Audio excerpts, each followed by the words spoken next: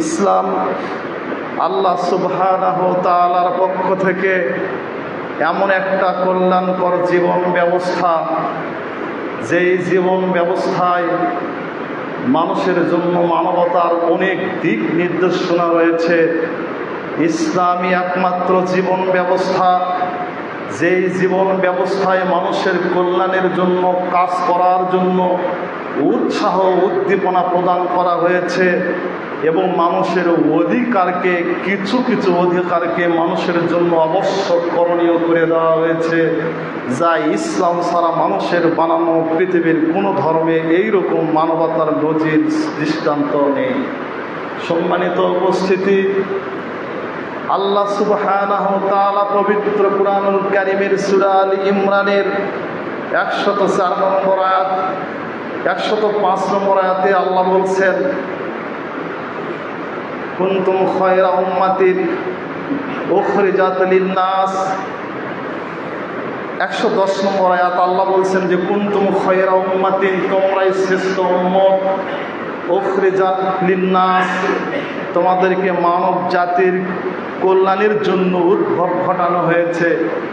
এই যে মানব জাতির কল্যাণের কথা যে জীবন বিধানের মধ্যে রয়েছে, যে আপনি মানব জাতি, আপনাকে সৃষ্টি করা হয়েছে, আপনার আবির্ভাব ঘটানো হয়েছে পৃথিবীতে, আপনাকে নিয়ে আসার সার্থকতাই হলো যে আপনি মানুষের কল্যাণের জন্য কাজ করবেন, মানুষের উপকারের জন্য কাজ করবেন।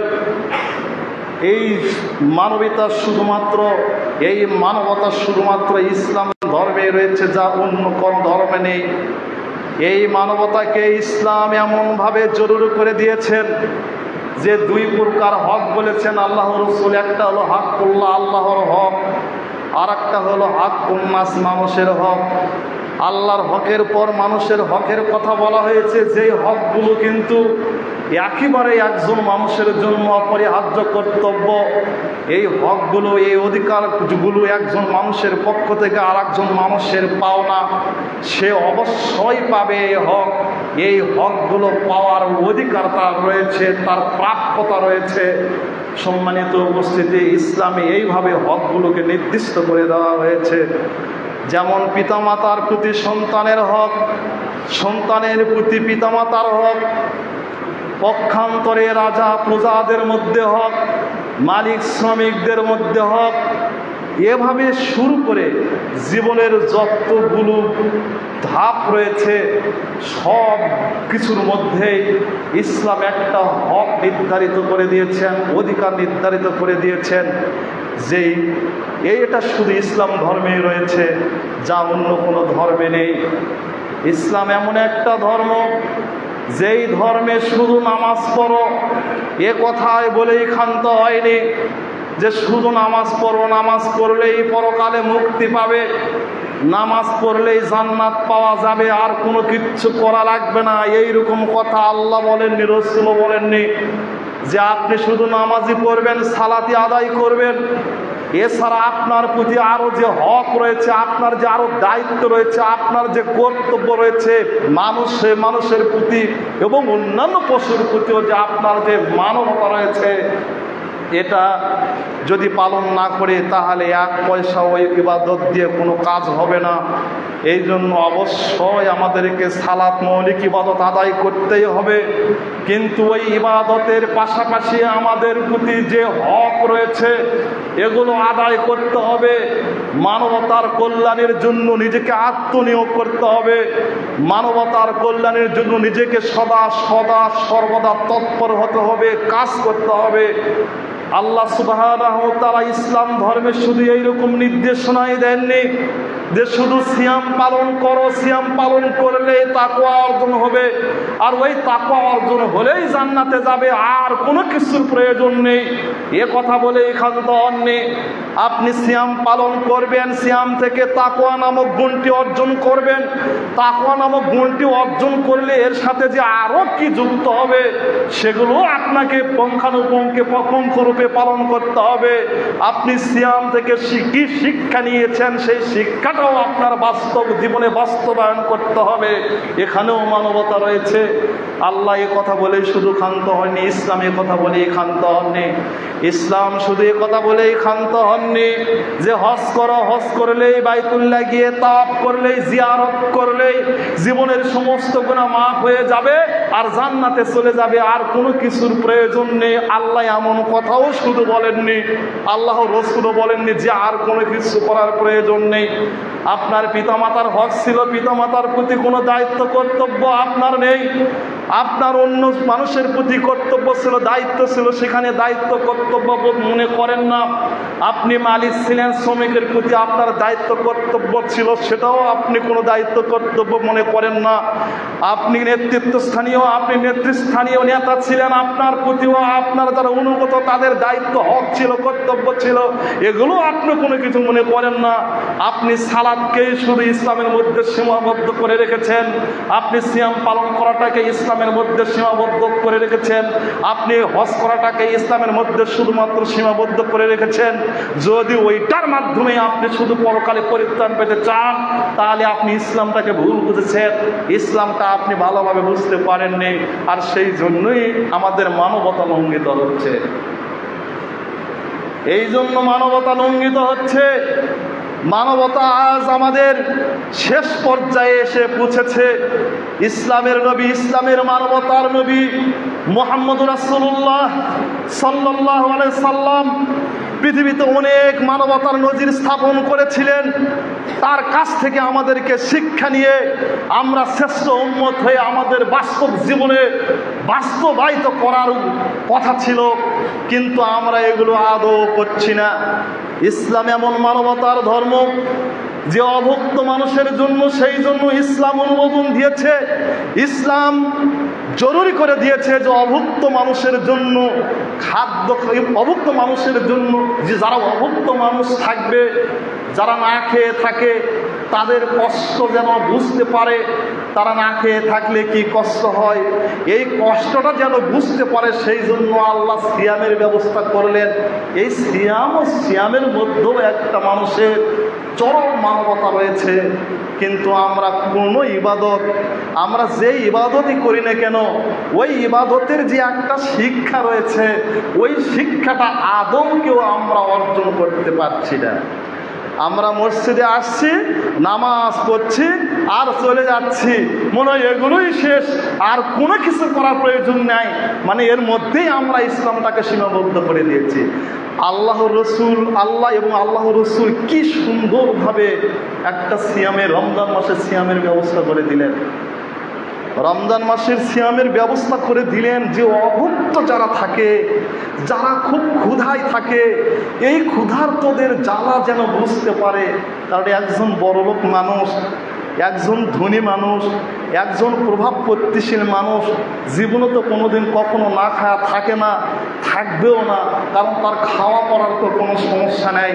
সেই জন্য ইসলামটা সিয়ামের ব্যবস্থা করে দিয়েছে যে গরিবও না খায়া থাকে, এই রমজান মাসে থাকবে, আবার ওই বড়লোকও না খায়া থাকে, এই রমজান মাসে না খায়া থাকবে। বড়লোক রমজান মাসে না খেয়ে থেকে ট্রেনিং নিবে, প্রশিক্ষণ নিবে যে আসলে এই ক্ষুধার জ্বালা যে এত, এটা আমি কখনো তো বুঝিনি যে এত ক্ষুধার জ্বালা। গরিবরা অনেক সময় না খেয়ে থাকে, না খেয়ে মানুষের কাছে খাবারের জন্য ধর্ণা দেয়, চাই। অনেক সময় ওই প্রভাবশালী, প্রতিপত্তিশালী ওই ধনী মানুষেরা তাকে খাবার দেয় না, তাড়িয়ে দেয়। আসলে এটা তো খুবই কষ্ট। এই শিক্ষাটা অর্জন করবে, করার পর মানুষকে আরও 11টি মাসে ওই অভুক্তদেরকে খাদ্য খাওয়াবে। সেই জন্যই আল্লাহ সিয়ামের ব্যবস্থা করেছেন, এমনিতে করেননি। কিন্তু সিয়াম তো আমরা পালন করছি, এই শিক্ষাটা কি আমরা আদৌ কেউ কাজে লাগাচ্ছি? শুধু সিয়াম আসতেছে আর যাচ্ছে, আমরা আদায় করছি, পালন করছি, কিন্তু সিয়ামের যে শিক্ষা আদৌ আমরা কেউ অর্জন করছি না। সম্মানিত উপস্থিতি, ইসলাম পক্ষান্তরে জাকাতের ব্যবস্থা করলেন। জাকাতের ব্যবস্থার মাধ্যমেও এই অভাবী মানুষদের হক আদায় করার ব্যবস্থা করে দিলেন।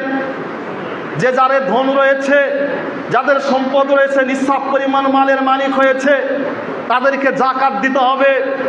এই জাকাতের ব্যবস্থা করলেন মানুষের উপকারের জন্য, মানবতার জন্য। এই জাকাত দেওয়ার মাধ্যমেও মানবিত রয়েছে। সম্মানিত উপস্থিতি, আল্লাহ সুবহানাহু ওয়া তাআলা আমাদের উপর যে সালাতটাকে ফরজ করে দিয়েছেন, 5 ওয়াক্ত সালাত, এই সালাতের মধ্যেও মানবতা রয়েছে। সালাতের মধ্যে মানবতা কিভাবে হলো? আল্লাহ বলছেন যে ওয়ারকাউ মা'আর রাকিন, তোমরা নামাজ পড়ো যারা রুকু করে তাদের সাথে, যারা রুকু করে তাদের সাথে রুকু করো। সূরা বাকারা 43 নম্বর আয়াত। অর্থাৎ জামাতে সালাত আদায় করার কথা আল্লাহ বললেন। আবার আল্লাহ রাসূল বললেন জামাতে সালাত আদায় করো। বাড়িতে সালাত আদায় করার চাইতে জামাতে যদি সালাত আদায় করো তাহলে কোনো হাদিসে 25 গুণ সওয়াব বেশি পাওয়া যাবে, কোনো হাদিসে 27 গুণ সওয়াব বেশি পাওয়া যাবে। আল্লাহ রাসূল বললেন, কেন আল্লাহ রাসূল সালাত জামাতে আদায় করার কথা বললেন? আপনি জামাতে সালাত আদায় করেন, আপনার আরেকজন ভাই সেও সালাত জামাতে আদায় করে, প্রতিদিন এইভাবে জামাতে সালাত আদায় করছে। একদিন দেখা গেল আপনার ওই ভাইটা আজকে সালাতে আসেনি, তখন আপনি চিন্তা করছেন আজকে আসেনি, আবার পরশুদিন আসেনি, তারপরে আসেনি। না আসার কারণটা আপনি জানতে চাইবেন, কারণ যে মুসল্লি সবসময় জামাতে এসে সালাত আদায় করে আজকে কেন আসছে না, আপনার মনে অবশ্যই একটা আগ্রহ বোধ জাগ্রত হবে যে কেন সে সালাতে আজকে আসেনি, জামাতে আসেনি। তখন আপনি তার বাড়িতে ছুটে দেবেন, খোঁজ খবর নেবেন, নিয়ে গিয়ে দেখবেন যে সব অসুস্থ হয়েছে, না হয় কোনো সমস্যায় জর্জরিত হয়েছে।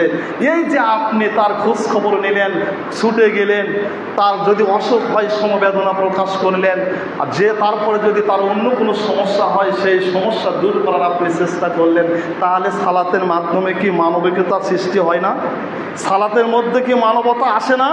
তাহলে প্রত্যেকটা ইবাদত, শুধু পরকাল, শুধু সালাত আদায় করো, শুধু সিয়াম পালন করো, শুধু জাকাত দাও, শুধু হজ করো, পরকালে মুক্তি পাবে, জান্নাত পাবে, জাহান্নাম থেকে মুক্তি পাবে।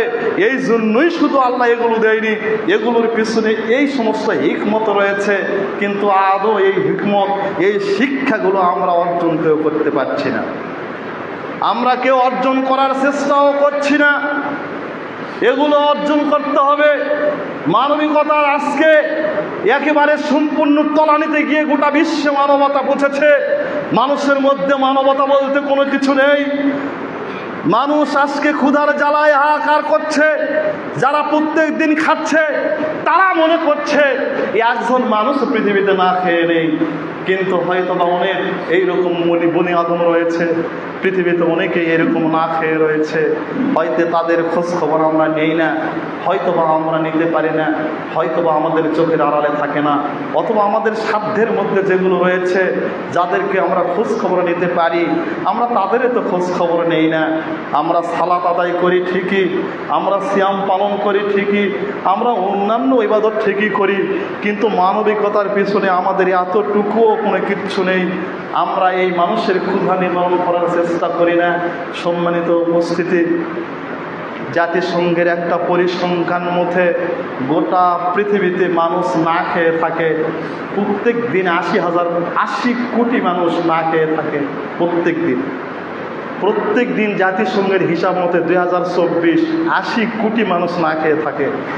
আবার 80 কোটি মানুষ না খেয়ে থাকে, পক্ষান্তরে 100 কোটি মানুষের খাবার এই বনি আদমরা নষ্ট করে যারা খায়। 100 কোটি মানুষের খাবার এরা আবার নষ্ট করে যারা খায়, যারা না খেয়ে থাকে না। তাহলে 100 কোটি মানুষের খাবার নষ্ট করে আর না খেয়ে থাকে 80 কোটি। তাহলে যদি এরা ওই নষ্ট না করে ওই মানুষদেরকে খাওয়াতো তাহলে আরও 20 কোটি মানুষের খাবার বেঁচে যেত না? কিন্তু আসলে এইরকমভাবে হিসাব আমরা কেউ করি না। আমরা মনে করি যে আমার খাদ্য আমি নষ্ট করছি, আমার খাবার আমি নষ্ট করছি, এতে কার কি আসে যায়? আপনি যে খাদ্য খাচ্ছেন ওটা আপনি কিভাবে পেলেন? আপনি যে খাদ্য খাচ্ছেন ওটা আপনি কিভাবে অর্জন করলেন? আল্লাহ এখনই আপনাকে মসজিদ থেকে বের হওয়ার সময় এমন একটা মুসিবতে বিপদে ফেলতে পারেন যেই বিপদের কারণে আপনার যত সম্পদ আছে সব সম্পদ নিঃশেষ হয়েও আপনি পৃথিবীতে বেঁচে থাকবেন, কিন্তু আপনি খাদ্য অভাবে আর থাকতে পারছেন না, করতে পারেন না আল্লাহ? তাহলে নিশ্চয়ই আপনার কোনো খুঁজিবার কারণে নয়, নিশ্চয়ই আপনার কোনো কর্মগুণের কারণে নয়, নিশ্চয়ই আপনার কোনো মেধার কারণে নয়। আপনার যে প্রতিপত্তি রয়েছে, আপনার যে ধন সম্পদ রয়েছে, আপনার যে আজকে এত সুখ শান্তি রয়েছে, এগুলোর পিছনে আপনি কিচ্ছু নয়, আপনি কিচ্ছু করতে পারেন না। আল্লাহ আপনাকে দিয়েছে, আল্লাহর পক্ষ থেকে আমানত, সেই জন্য আপনি এত ধনবান। আল্লাহর পক্ষ থেকে এগুলো আল্লাহ দিয়েছে, সেই জন্য আপনি এত সম্পদশালী। আপনার কিচ্ছু নয় এখানে। এই জন্য শুধু সালাত সিয়ামের মধ্যে ইসলাম সীমাবদ্ধ করলে হবে না। আমাদেরকে মানুষের অভুক্ত মানুষের দুঃখী হওয়ার জন্য চেষ্টা করতে হবে। তাদের অভাবকে, ক্ষুধার্ত মানুষকে খাদ্য দিয়ে সাহায্য করতে হবে। আল্লাহ রাসূল সাল্লাল্লাহু আলাইহি সাল্লামের কাছে এক ব্যক্তি এসে জিজ্ঞাসা করলো, ইয়া রাসূলুল্লাহ, আইয়ুল ইসলামি খায়রুন, ইসলামের মধ্যে সবচেয়ে উত্তম অভ্যাস কোনটি? ইসলামের মধ্যে সবচেয়ে উত্তম আমল কোনটি? আল্লাহ রাসূল সাল্লাল্লাহু আলাইহি সাল্লাম বললেন, ক্বালা তুতিমুত তাআম, ক্ষুধার্তকে খাদ্য খাওয়ান। এই ক্ষুধার্তকে খাদ্য খাওয়ানটা হলো ইসলামের মধ্যে সবচেয়ে উত্তম একটা আমল, উত্তম একটা অভ্যাস। এই অভ্যাস কার আছে? কয়জন মানুষের আছে? মুসাফির আশ্রে চলে যায়, মুসাফিরদের খোঁজ খবর নেই না। কোনো গরিব মানুষ ভাত চাইলে, কোনো অভাবী দরিদ্র মানুষ যদি ভাত চায়, তাহলে ভাত নাই মাফ করবেন। বিভিন্ন আজে বাজে কথা বলে আমরা অনেক ভিক্ষুককে এইভাবে তাড়িয়ে দিই। কিন্তু আপনি ক্ষুধার্ত মানুষ আপনার কাছে চেয়েছে, এটা তো দেওয়া আপনার জন্য একেবারে জরুরি ছিল। না চাইলেই তো আপনাকে দিতে হবে, আর চাইছে সেখানে আপনাকে এইরকম কথা বলার অধিকার কে দিল? আপনাকে কে দিল?